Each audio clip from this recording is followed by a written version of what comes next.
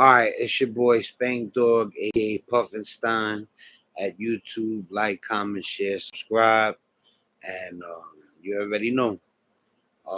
Definitely hit that like and share button. Like I said, I can't be seen unless you guys put me in other people's inside your circles, so other people could see what we're doing.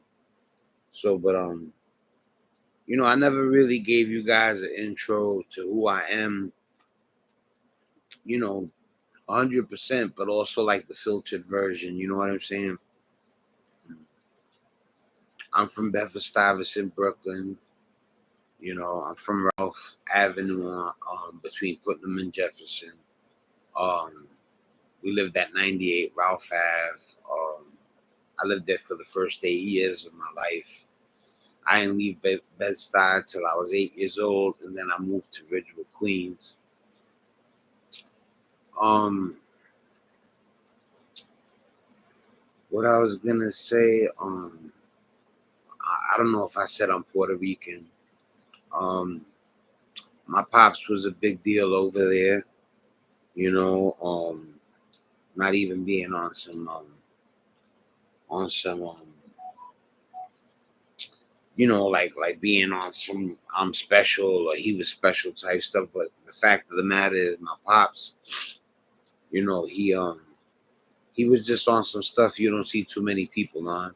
There's other people out there that keep it official like that, but it's just there's not enough.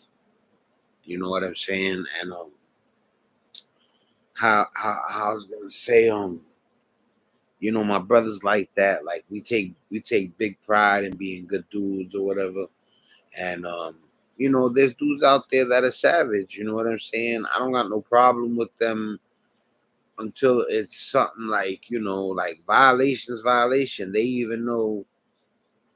In certain instances, no matter how wild you are, if the shoe was on the other foot, you wouldn't like it. So, like, as far as that goes, you should be at least somewhat understanding. You know what I'm saying? And like I said, there's just some dudes out there that they just really they don't care. And it is what it is. You know what I'm saying? That's life. Once you get onto this planet, you got to survive, whether it's eating right, dodging viruses, dodging getting hit by vehicles, like not even to be morbid like that, but this is me just letting you know what it is with me as a person. We're gonna get into other things. I'm glad that I was able to give y'all guys the Sadat X freestyle that's never been seen before by anybody, with the exception for like a few people in my circle, you know what I mean?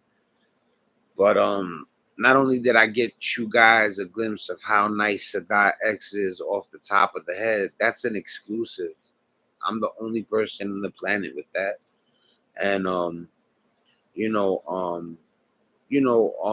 we came together just on some friends, like in the studio type thing, and there was a camera. My camera was floating around at the time, and we caught footage of him spitting and my brother spitting, and they both tore it down.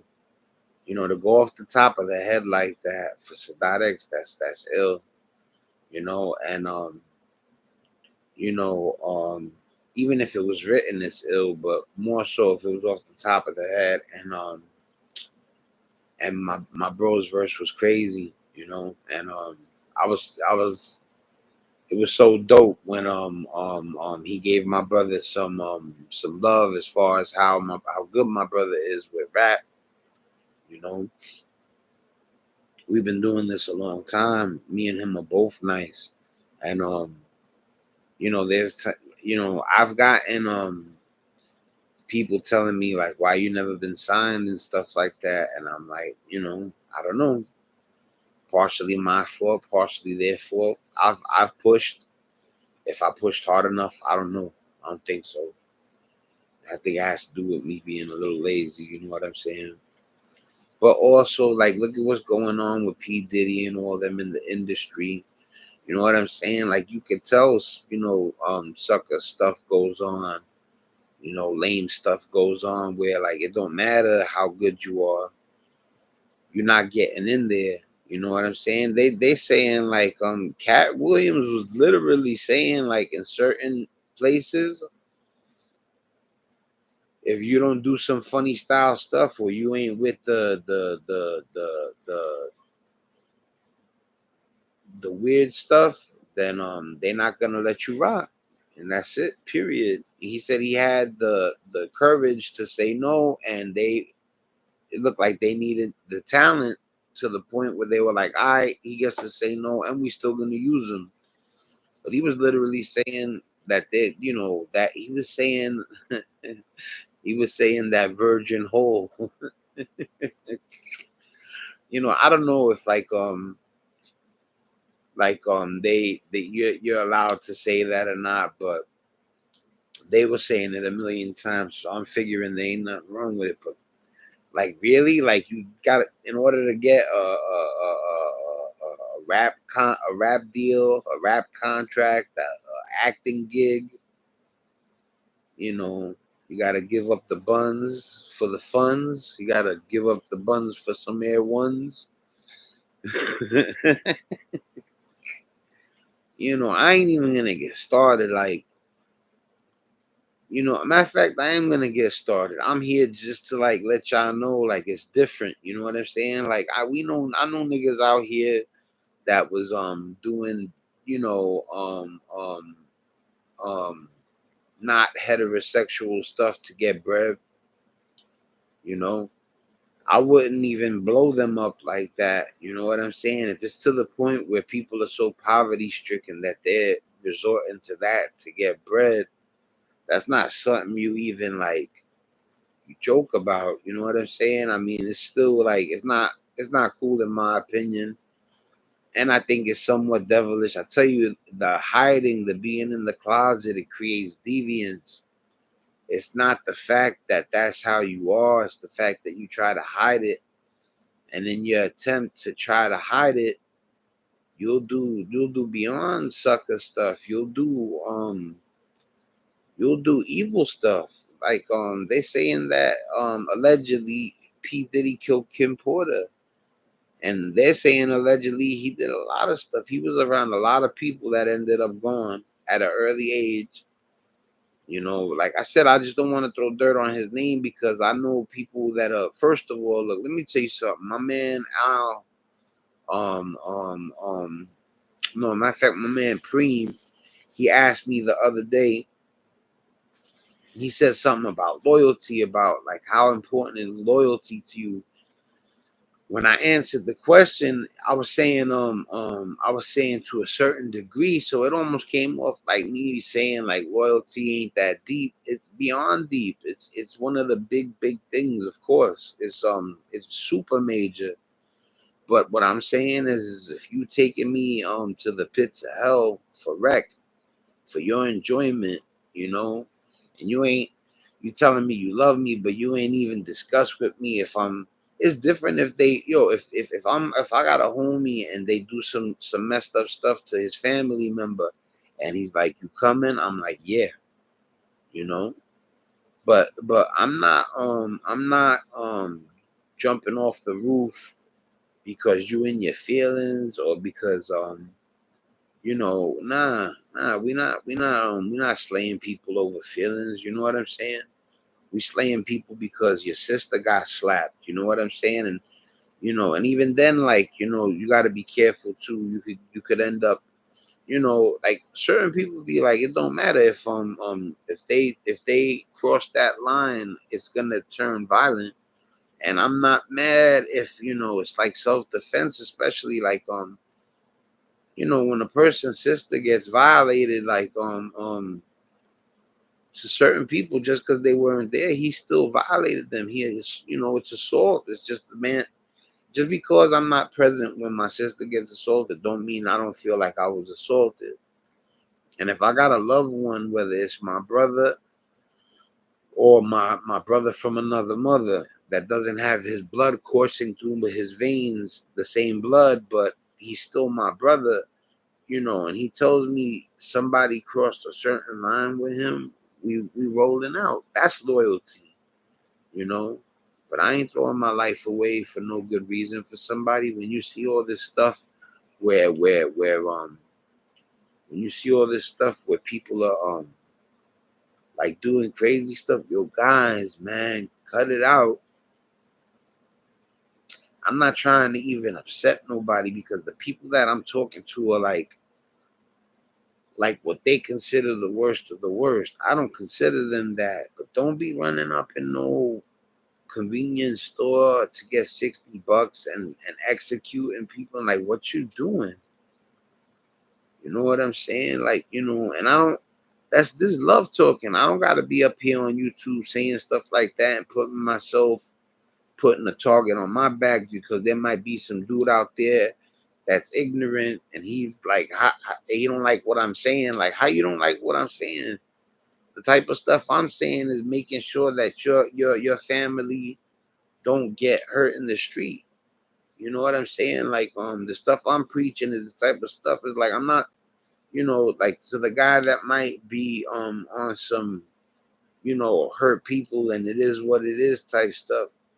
The reason I'm saying that ain't cool is because even your moms, your sister, your loved ones, that means I'm saying don't hurt nobody, don't hurt them neither. That's me saying how would you feel if it was your loved ones that was on the being victimized? It would bother you, and don't even if it's for a large amount of money, like I said, go in the convenience store and come out with $70. Even if you come out with a lot of money, there's still a lot of things that could happen, to go wrong, and it's not worth it. I watched I just did a video about Unlocked on it's called a jail experiment on Netflix, and you see all the dudes.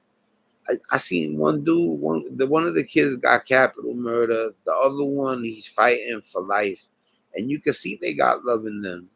They, I don't know if it was the ops.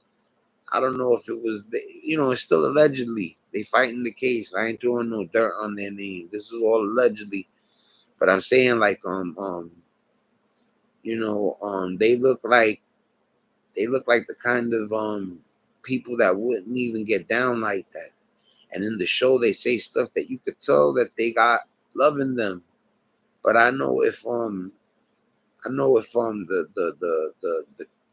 person that had gotten killed or hurt, was my family member, I wouldn't be all like I see love in them. People wouldn't want to hear that, but you make mistakes on this planet, man. There's a lot of people in jail. There's a lot of people out there that are good people that got family members that are locked up. And some of them even say, like, well, he's locked up for it ain't even that deep. Like, does he really belong in a cage? You got him in a kennel like he's a dog for what he did. Some people be defending themselves. Back to where I come from and who I am. I come from Bedford-Stuyvesant. I got so many stories. I'll give you one story, and I won't name drop or I won't but it's a real story. It's facts. I got I wasn't around the style long. I left after 8 years old, but my pop still had the store over there. They loved my father over there, so he would bring me back over there, and I would still mess with the dudes over there. So I had friends over there even as I was getting older. So I was like 17 years old, and there was this kid over there that I became cool with, and I'm gonna leave his name out the picture. And they used to throw parties across the street from where my father's store was. So the dude across the street, he used to have a store too, and he used to throw the parties to get money. And the wolves came around while they were throwing the party, and I heard that they put my man to sleep and took his chain. And now mind you, when I go to Ralph, I'm not over there all the time. So when it's rough over there. So when people show you love, it's like, oh, that's what's up. You know what I'm saying? Like, you're not gonna make me prove that I'm not soft and none of that. You know what I'm saying? So like, when I would go over there and people would show me love, it would be appreciated. So like, he's my man, and he's over here getting put to sleep so they could take the chain from him. And they take the chain, and I heard that they came back flaunting it on some like, you ain't gonna do nothing type stuff. And I heard he was laying on that type of stuff happening, and he had the thingy on him and he let it go, you know. And I heard he pushed homie back, and I heard he hit him a second time while he was on the floor. And it must have came out in court, 'cause the dude I'm talking about, that's the most stand up type of stuff you could do. That's some stuff where you're like, some, am I gonna ride out like for my manhood, or am I gonna let them punk me? Am I gonna, in a place where it's frowned upon, calling the police? Am I gonna call the police on this guy, or am I gonna fight for myself? And he ended up, you know, it's not always gonna pan out like that. I don't know even if anything happened afterwards. I hope not. And but anyway, it must have came out in court because my man wouldn't tell it to get loose. So it must have been where the judge found out that they had robbed him, and he knew like he did it on some get back stuff, but like because they violated him, like he might have even had a defense, where he was defending himself because of what they had did to him. He could have said that he was fearing for his life, but to make a long story short, they gave him a 2 to 4, I believe, you know, and God bless him, because they don't usually give those numbers for that kind of incident, you know. And I just leave it at that one story. I don't want a story box about incidents. I mean, in Ridgewood, what's crazy is that's Bedford Stuyvesant. In Ridgewood, which is, it ain't even in Bushwick. It's really literally Cypress Avenue. That's Ridgewood. It's the literal borderline though of Bushwick, Ridgewood. But on that, it's called the square, even though it's a triangle. But that triangle that we used to be on, it was lit. Like, I can't explain it to you. It's the 1990s. There's 2,100 M's in 1 year. And I'm 14. I'm out there scrambling, wilding, and fighting with dudes that their names ring bells and all sorts of stuff. Like, I can't, rest in peace, Rex. There's just so much stuff that went on. You know what I'm saying? One time my friend, he got hemmed in the elevator, and I never ever heard anything about it. This is a guy that I grew up with, you know, rest in peace, Rex. And something happened where he got hit up in the elevator, and that was just it. That's all I heard. I heard that my friend got hit in the elevator, and I never heard nothing else. And that's the end of my story of my friend. It's crazy over here, when I got to Ridgewood, it got better. It wasn't as lit as the Star, even though we went and turned blocks out. And plus, me and my bro used to travel to Hancock. Big DB, Dead End Boys for life. You know what I'm saying? I know we older. I know I'm jacking that basement click group right now, but when I was younger, I used to roll with a little crew called the Dead End Boys. And big shout out to any of my DB niggas that see this shit. You know what I'm saying? Much love to all of y'all forever. Like I said, I know we adults. I know that's, you know what I mean? But like I said, man, holla at me too. Any of my peoples that see this, y'all welcome to call me through Facebook, Instagram, all that. I don't feel no sort of way that like me and certain people don't see each other no more, not like that. But it don't gotta be like that. I'm not saying ignore your family to come chill, but like, we could still, you know what I'm saying? So, but after we moved from Bed-Stuy, I started getting into basketball. heavy. It was baseball first, but then I started balling, and your boy could hoop. I mean, really hoop, like really hoop. Like, man, listen, man, they don't, they talk about Eli and when I did and Dave, excuse me, pardon me, that was something we used to call him when he was young. That's calling somebody out there named my man Dave, my man Eli, um, um, um, um, um, who's another one? Zara used to be nice at ball and football, but you know, Corey used to go up there. These are all guys that are crazy.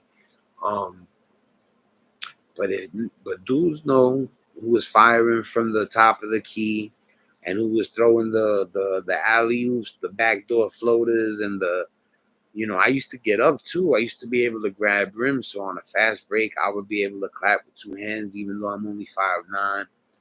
You know, and that's why since I put sports in the title, I'm just letting y'all know. I'm not saying I was gonna be no NBA player. Even Division 1 would have been tough at my height, no matter even if they started me young. You know what I'm saying? That's why I don't think Julian Newman even went to Division 1 a university. You know what I'm saying? And if he did, God bless him. You know what I'm saying? It's amazing for that kid to be like 5'5" and even have a shot at any sort of professional career at basketball. You know, and the gaming's a big part of my life. Technology, collectibles.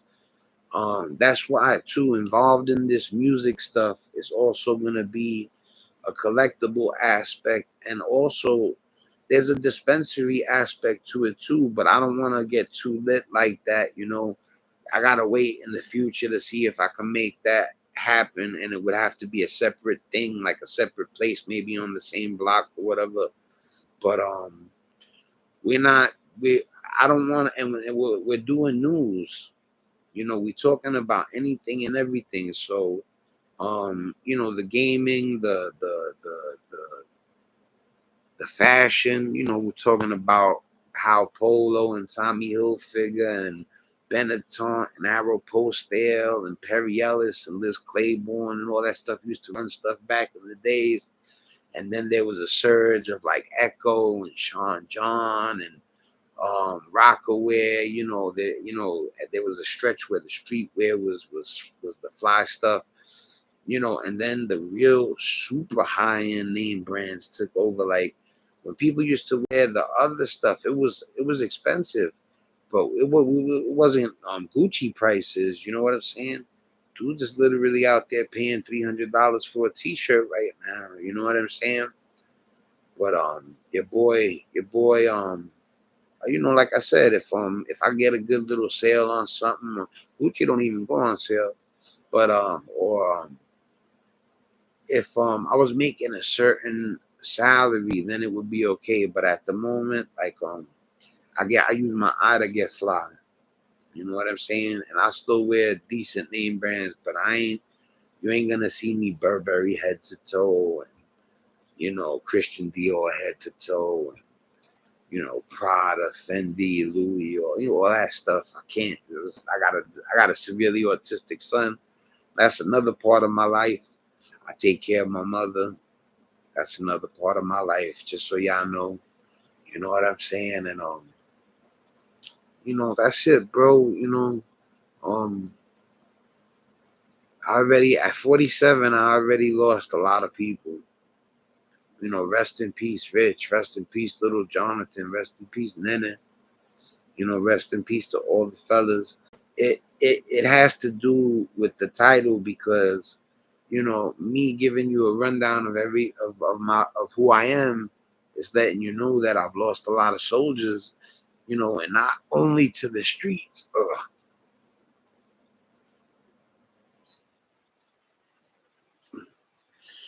Rest in peace, Plex. That was a street thing. you know Listen, man, people don't know this. Like, I don't know if people are gonna trip off of this in Bushwick, but when Plex got shot the first time, I was practically holding him in my arms. When Plex got hit, you know, um, I was in the pool room, I heard the shot go off. This is not when he passed away. This was when this was when he got shot. He didn't when he passed away, he got stabbed. So when he got hit, I was inside the pool room and I heard the noise. I heard the pop, and when I went outside, I seen Plex, and I'm like, "Yo, what's up?" And I look at him, and he's got this look in his face, and he goes, "Yo, Spain, call an ambulance. I've been shot." And I said, I looked at his shirt, and he had a hole the size of a cigarette burn in his shirt. And I said,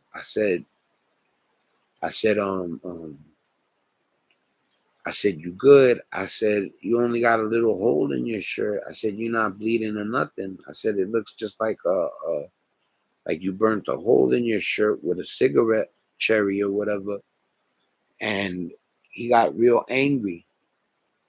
And I didn't know he was bleeding internally. They hit him with a small caliber, I believe, and it traveled while it was inside him. I remember when he came back and he told me that it had traveled. He lives, thank God, in the story.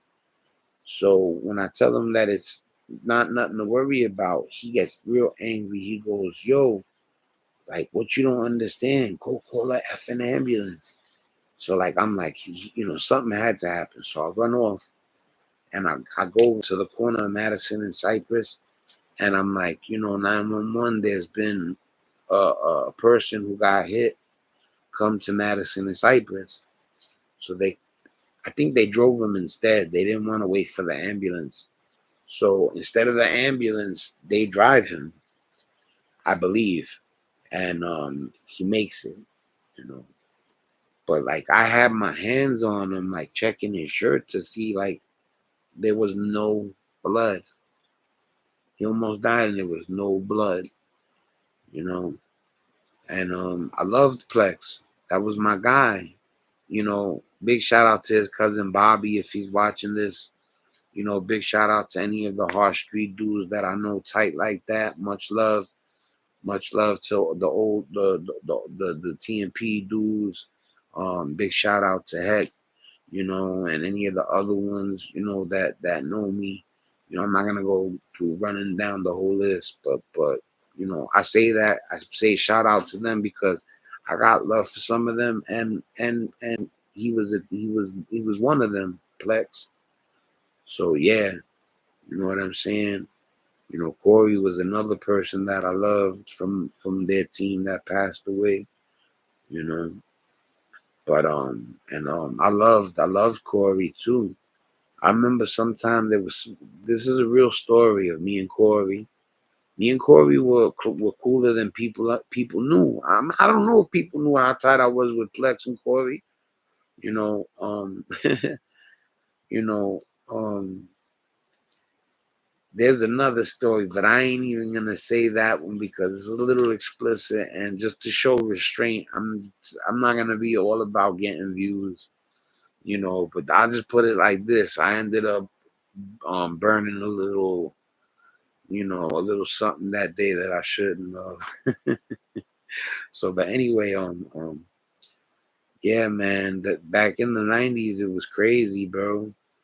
Like I said, there was record highs in M's, and that but by the grace of God, I'm still here, and my whole team, my whole generation, everybody that I went to Grover Cleveland with, I went to Bushwick High School too. People don't know I went to Bushwick for like a year to get my GED. You know, so I went to Grover Cleveland, but like to all my people from Bushwick, to all my people from Bedford Stuyvesant, to all my people from Ridgewood, if you're here today, God bless you. We made it through a very rough patch in New York. 1990s, there was 2,100 M's in New York City. And last year there was like 300, 400. Thank God. is 7 or 8 times less murders than there was when I was coming up 14. When I was 14, that's literally when I jumped off the porch. And that was the record breaking year that I'm out there wilding like that. I remember going to see my man and taking some hard stuff to try to get it off. And we had a hard time getting it off, so we just returned it. We knew not to play like that with stuff like that, you know. And yeah, man, I'm gonna be doing this late night jump off. You know what I'm saying? If I miss the late night, you might catch me early in the morning. What I've learned is I can't move by y'all hours. I'm a night owl. I'm an artist. You know what I'm saying? I be rolling like no other. I roar like I'm thunder. I blast for my brothers. I pass on to others. Forgive me for my blunders. I'll make more mistakes. Yet still I be great. Yet still there be hate. A lesson unattained. The words went to waste. See people displaced with these demons I'm faced. On the right side's my place. I'll do what it takes. Forget all these fakes. Sun's deep like a lake. I'm moving like a champ. I'm Muhammad Ali. I get the drift. That's coming soon. You know what I'm saying? It's your boy Spankdog. I gave you a half hour. You know what I'm saying? Like, I don't want to be the guy that.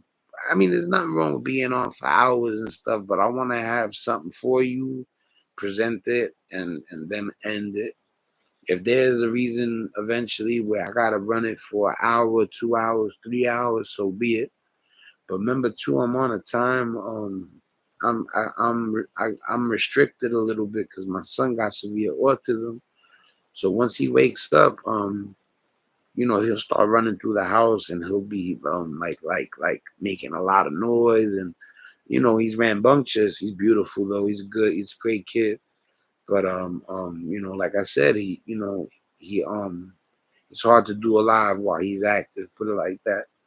And then other people be I got responsibilities too, so I gotta find my pocket to do my little thing. So like I said, it can't be on your time, it gotta be on my time. And hopefully you guys are available. And if not, you could always catch it when it's not live on the rebound when it's posted or whatever. So but anyway, it's your boy Spank Dog, aka Puffinstein. I'm out of here. Share, like, comment, subscribe. Definitely share. And since they say liking, it puts it in the algorithm. Hit it with the thumbs up. Like Willie D says, smash up the like, smash up the like, smash up the like. See you guys later.